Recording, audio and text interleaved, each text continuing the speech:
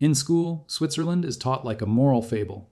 A small, neutral country surrounded by larger powers, surviving through discipline, democracy, and mountain stubbornness. A place that stayed out of wars and got rich the honest The way. omens are clear. We must Watches, act. chocolate, But at what precision. cost? Our legions are weary. That's the The children's alliance holds version. firm. We proceed. The adult Agreed. version is more complicated and often darker. Because Switzerland didn't only get rich by making things, it also got rich by holding things, The mist is thick. other Keep people's sharp. money, other people's Aye, sir. secrets, Nothing on the and river sometimes yet. money that Good. was disputed, Stay ready. untaxed, misappropriated, or linked to crimes elsewhere. It became one of the world's most famous vaults, not because it had the biggest army, but because it built a legal and financial machine that made wealth difficult to trace.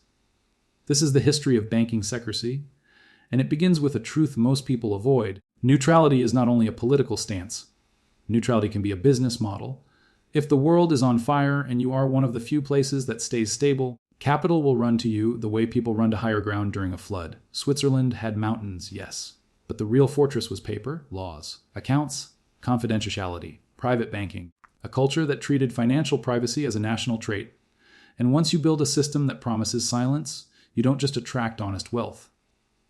You attract desperate wealth. You attract frightened wealth.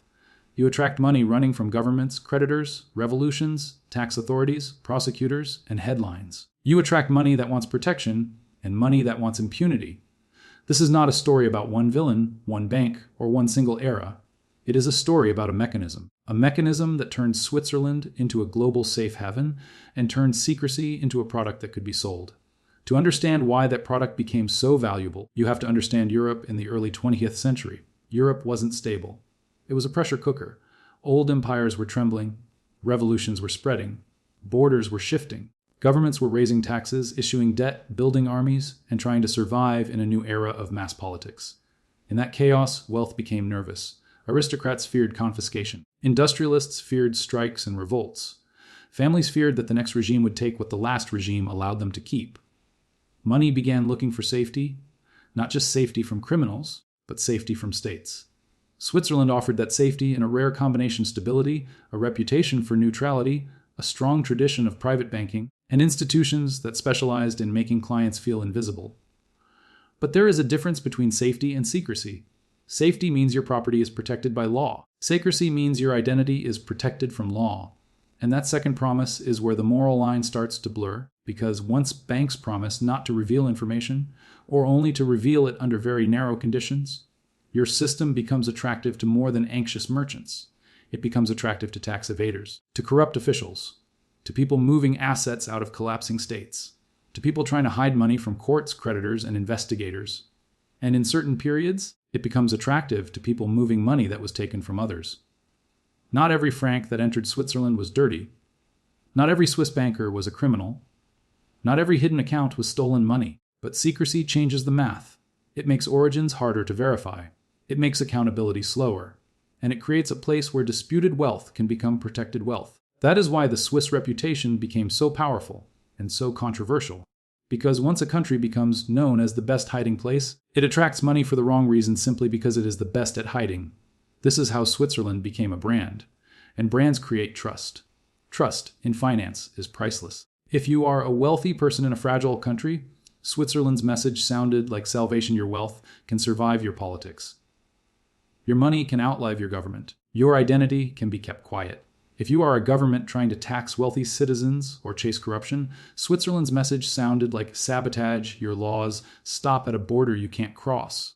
This conflict between national sovereignty and financial mobility sits at the heart of the secrecy story.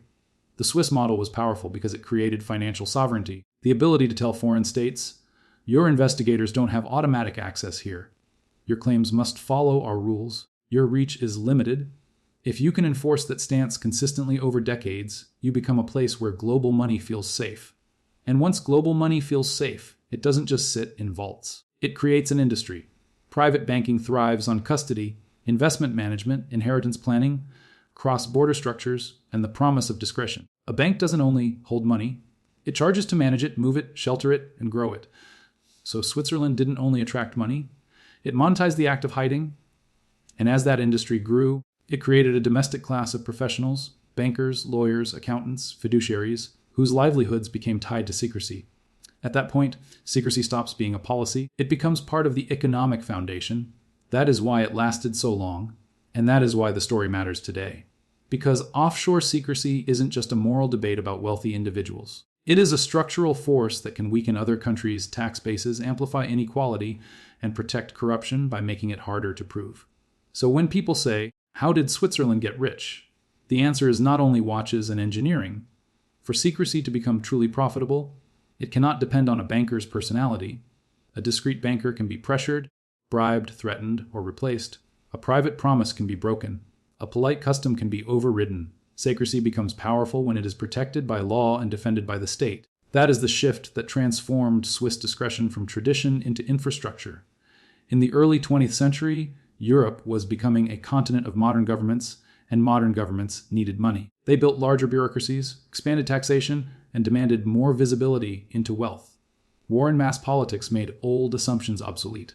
Once states realized they could mobilize entire populations, they also realized they needed to mobilize financial resources on an unprecedented scale. That created fear at the top of society. If a government is strong enough to tax you, it is strong enough to pursue you. If it is strong enough to pursue you, it is strong enough to seize.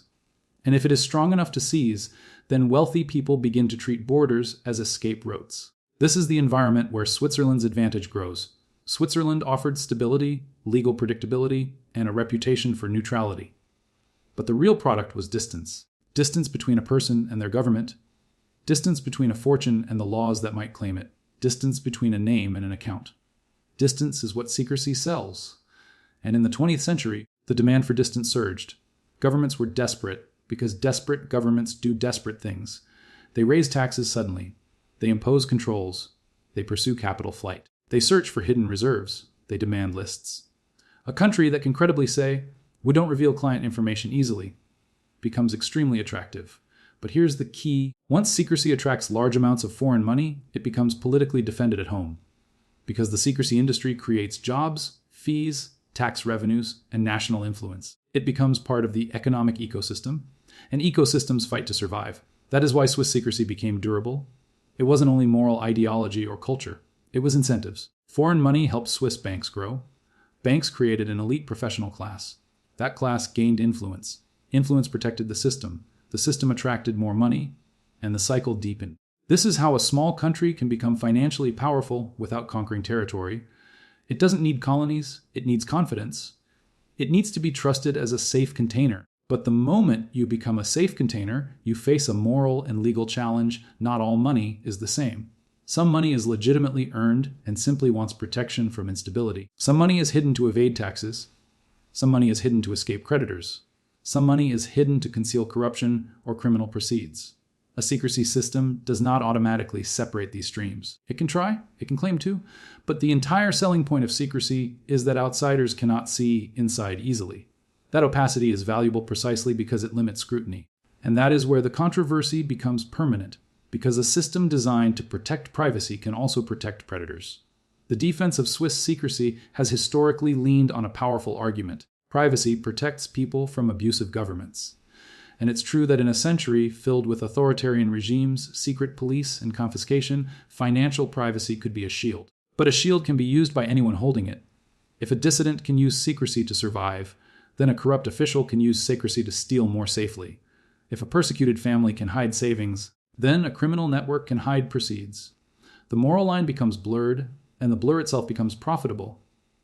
Now zoom out and consider why foreign governments were so angry. If a wealthy citizen hides money abroad, the home state loses tax revenue. That loss doesn't vanish. The government must still fund services, pay debts, and maintain stability. So it squeezes those who cannot flee: workers, local businesses, ordinary taxpayers. Secrecy can therefore widen inequality inside the countries the money escapes from. In that sense, secrecy isn't just personal privacy. It can function as a weapon in class politics, because it gives the rich mobility and leaves the rest exposed. This is why the pressure on Switzerland grew steadily over decades. Foreign states didn't hate Swiss banks because they were successful. They hated Swiss secrecy because it limited other governments' ability to enforce their own laws. And Switzerland's response, repeatedly, was to insist on its own sovereignty. Our laws apply here. That stance is defensible as national sovereignty. But it also means that Swiss banking became a tool for people seeking to escape other nations' legal systems. And once the world understands that a particular jurisdiction offers a reliable escape route, that jurisdiction becomes a magnet. This is how secrecy becomes a global industry rather than a local habit. The Swiss model helped normalize an offshore logic, the idea that wealth can choose its own legal environment, that if you are rich enough, you can shop for laws. And if you can shop for laws, the traditional relationship between citizen and state begins to break down, because the state depends on revenue and compliance, while the elite can threaten exit. The system becomes asymmetrical. This is why the Swiss story isn't only about Switzerland. It's about the emergence of a modern world where money can move faster than politics. The most dangerous thing about a secrecy system is not that it hides money, it's that it changes behavior. When you build a reliable hiding place, you don't only store wealth, you encourage it to flee. You create an escape hatch. And once the escape hatch exists, powerful people begin making decisions under the assumption that consequences can be negotiated, delayed, or avoided. This is how secrecy becomes geopolitical. Because money doesn't just sit in accounts. Money funds parties, media, industries, armies, revolutions, and corruption. When that money becomes untraceable, the political landscape changes. In the middle of the 20th century, Europe experienced the most violent reshuffling of wealth in modern history. War and regime change did not only move borders, they moved ownership. Properties were seized. Assets were transferred under duress. Entire populations were displaced. Black markets flourished. Looting and forced transfers happened on a scale that made normal legal systems collapse. In that chaos, money needed somewhere to go. Switzerland's advantage was simple stability and discretion. If you could get money into Switzerland, it had a chance of surviving the storm. For some, this was legitimate survival. Families fleeing persecution and violence sought to preserve savings. People facing arbitrary confiscation wanted protection. But war also produces a darker stream money that is taken from others, money that is diverted, money that is converted from stolen assets into safe holdings. And this is where the Swiss reputation becomes toxic. Because secrecy can make stolen wealth durable. It can allow questionable assets to be parked until the world moves on. It can slow down accountability long enough that accountability dies. Secrecy doesn't create theft, but it can help theft become permanent. Not by holding the gun, by holding the vault. After the war, the world did not return to calm. It entered a new kind of conflict, the Cold War. This era created another surge in demand for secrecy because money became tied to ideology, intelligence operations, covert funding, and political influence. It was not only about hiding from tax collectors. It was about hiding networks. Secrecy became useful for officials hiding bribes, for corporations hiding deals, for intelligence, linked operations moving funds, for elites in unstable countries trying to keep wealth beyond the reach of coups and nationalizations. Swiss banks were attractive because the system was mature. It wasn't just accounts. It was professional services, wealth management, trusts, foundations, cross-border structures, and layers designed to create distance between a person and an asset. Distance is how modern secrecy survives. Even when laws tighten, distance can remain. This is why secrecy systems do not collapse neatly under pressure. They adapt, they rebrand, they shift vocabulary from secrecy to privacy. They emphasize compliance while preserving client protection through narrow definitions and procedural friction. And they evolve faster than regulators. Because regulators are constrained by politics and treaties, while financial networks are constrained by incentives. Incentives are ruthless. When governments crack down, the money doesn't vanish. It reroutes. It moves to new instruments, new intermediaries, new jurisdictions. Sometimes it becomes harder to see than before. This is another uncomfortable truth. Global efforts to end secrecy often create a market for more sophisticated hiding. Still, pressure matters. Because when powerful states decide secrecy threatens their fiscal survival, they stop treating it as a moral issue and start treating it as national security. Tax revenue is national security. Public budgets are national security. The ability to enforce law is national security. So pressure intensified over time, especially as governments realized how much wealth was escaping and how strongly secrecy systems favored the global rich. Secrecy began to look, from the perspective of many states, like a direct attack on governance. Not because secrecy is a weapon in a literal sense, but because it undermines the capacity of states to function without increasing inequality at home. This is where Switzerland's global reputation reaches its peak, the symbol of the safe haven, the place where money goes when it wants to disappear. And symbols are powerful because they attract more than reality alone would. Even when secrecy rules change, the myth can persist and the inertia can keep capital flowing. But symbols also attract backlash. By the late 20th and early 21st century, Switzerland's model had become too large to remain a quiet European tradition. It had become a global political conflict. Because when secrecy reaches a certain scale, it stops being privacy. It becomes power, the power to shield wealth from scrutiny, to frustrate investigations, and to weaken other states' tax bases. That is why the world eventually stopped asking politely and started pressuring aggressively. Not because morality suddenly won, but because the fiscal cost of hidden wealth became too large. Governments began to understand that when wealthy citizens can hide assets offshore, the losses are not abstract. They show up as tighter budgets, higher burdens on ordinary taxpayers, and weaker trust in institutions. If the rich can escape, then the state either cuts services or raises pressure on those who cannot move. Secrecy doesn't only protect individuals, it reshapes societies. So the question became unavoidable: could Switzerland keep selling confidentiality in a world moving toward global information exchange and financial surveillance? Switzerland's answer was not sudden surrender, it was something more: strategic adaptation. Systems that make money do not die easily, they evolve. They can play partially, they change language, they create new layers. They protect the core business wherever possible while conceding enough to avoid isolation. This is the key point. Secrecy was never only don't talk. Secrecy was an ecosystem: private bankers, lawyers, fiduciaries, cross-border structures, investment vehicles, and a culture of discretion that functioned like a brand promise. So when pressure rose, Switzerland tried to preserve trust while adjusting the surface. And the surface mattered because reputations are fragile. If clients believe the vault is cracking, the money can flee quickly. But Switzerland's power was built on long-term trust. It could afford to move slowly, negotiate, and reposition itself as a responsible financial center. At the same time, the global demand for secrecy did not disappear. That is the second twist of the modern era. Even if Switzerland tightens, the market looks for substitutes. Other jurisdictions compete. New offshore centers grow. New structures emerge. The industry becomes more complex. In that sense, Switzerland was both a pioneer and a symbol. It was not the only place where hidden money flowed, but it became the most famous representation of how a small country can become rich by offering the world something priceless as silence and stability. And this is where the moral conclusion becomes sharp. Switzerland did not need to conquer anyone to benefit from the century's chaos. It positioned itself as the place where chaos couldn't reach your bank account. It sold safety. It sold privacy. And it sold distance. Distance that, for many clients, also meant distance from consequences. Not every fortune hidden in Switzerland was stolen.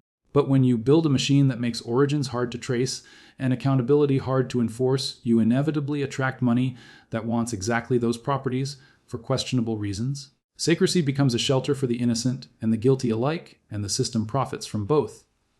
That is the paradox of banking secrecy. It can protect legitimate people from abusive states, but it can also protect illegitimate wealth so effectively that legitimacy becomes difficult to determine. And when legitimacy becomes difficult to determine, justice becomes difficult to deliver. That is why the story doesn't end as a simple accusation. The deeper truth is structural. Secrecy shifts power from states to mobile elites. It allows the rich to behave as if borders are optional. It forces governments to compete for capital by lowering scrutiny. It increases inequality in places where money escapes.